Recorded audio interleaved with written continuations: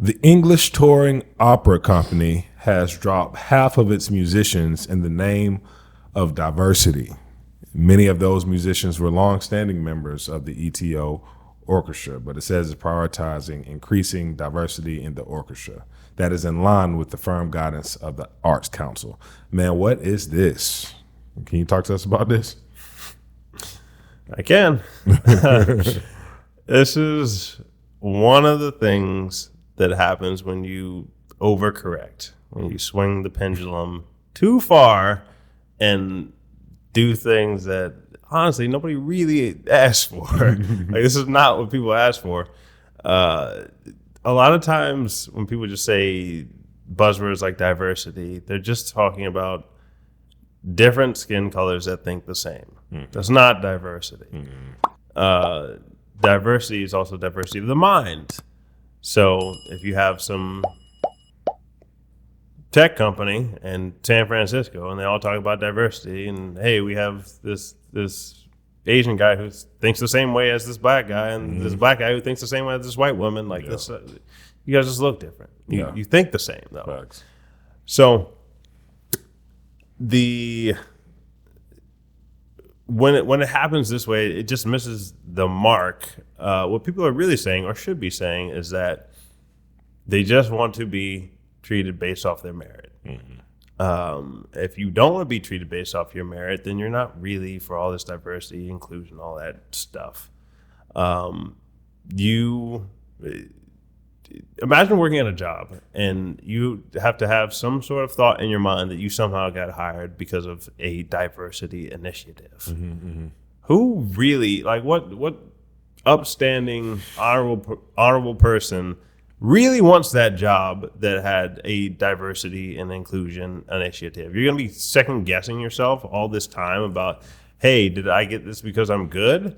Or is this diversity and inclusion and all this stuff like is equity treatment? Like, look, we get that, you know, there was stuff that happened that may have contributed, as not the sole purpose, but may have contributed towards unequal outcomes 50 years later.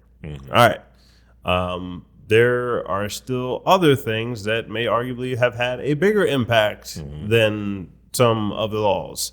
So, not to say that shouldn't be recognized, but like the overcorrection doesn't help anybody. It's not solving anything. It's just sticking a label on something and not dealing with the root cause of just, if there's more qualified musicians, if there's more qualified applicants for this college, then they should be accepted. Like, period. That's merit. That's a meritocracy. That's what upstanding people want. People who don't want that typically will be underachievers and a bunch of other stuff. Like, there's no way that I would want somebody working here and they have a thought in their head of, I got hired because I'm blah blah.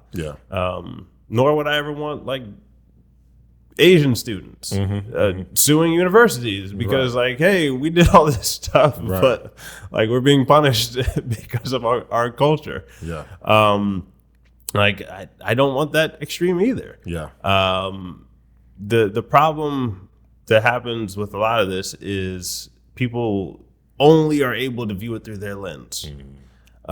So meaning that if I have somebody, or if I'm not exposed to anybody else, like I don't have anybody else in my upbringing that I'm actually friends with, and you know, I'm not talking about you sit next to somebody in church, or like you sit next to somebody at work and that means you have diversity. Like, no, did you actually go and experience their culture, and like, do you just like hang out and like go over each other's houses? Like, is there something more than I sit next to somebody at work?